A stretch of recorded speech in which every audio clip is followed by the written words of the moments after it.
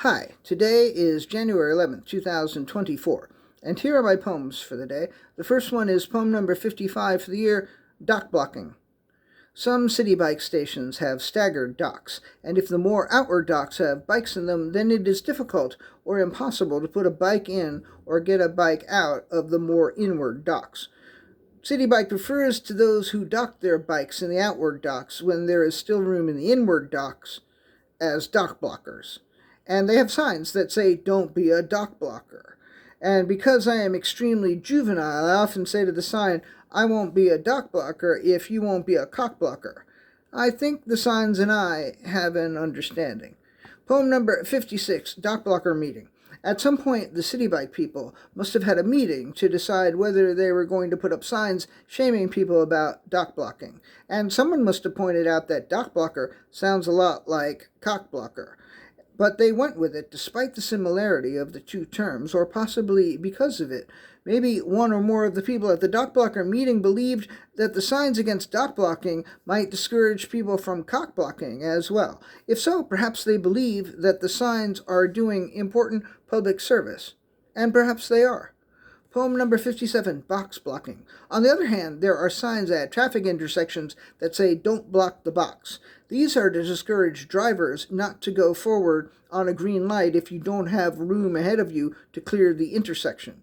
But when someone gets in the way of a woman who is trying to hook up with someone, I don't think that is called box blocking. But I don't know. Maybe it is. Poem number 58, The Depths. Sometimes I have to put on metaphorical scuba gear before plunging the depths of my emotions or my mind.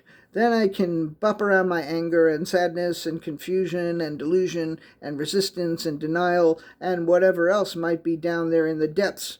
With the scuba gear on, I can handle the pressure, and I can breathe while I explore and postulate and experiment. And when I need to come up to the surface, I come up to the surface, and I am edified and fortified and ready to face whatever might come. Or at least that's the theory. Poem number 59, Everything You Can. Sometimes you just have to exhale and tell yourself you've done all you can, even if it's a total lie, and in fact, you could have done several fuckloads more than you did. Because even if you're a weak and lazy piece of shit, it's important to be able to feel good about yourself. It's important to be able to sleep at night so that you can wake up in the morning, because you probably have things to do because you didn't do all that you could do the previous day. Of course, you won't do everything you can the next day either, or the day after that. But make sure to tell yourself that you did, so that you can keep sleeping and keep waking up. Poem number 60, Blankets. There sure were a lot of blankets on the bed. I think the laundry must have been recently done but not put away, because no way would anyone use that many blankets at one time. There are at least 12 blankets on the bed. In fact, I'm going to say at least 15. That's too many blankets. If you were to get under all of those blankets, it would be very uncomfortable, and if a few of them were weighted blankets, forget about it. You'd be crushed. Your bones could break, you could suffocate, you'd be fucked if you were under all those blankets. And you'd be unable to fuck if you were...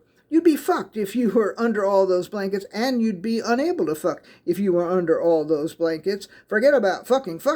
No fucking way could you fuck under all those fucking blankets. Somebody should put away those blankets, because somebody could get hurt, and somebody else might want to fuck.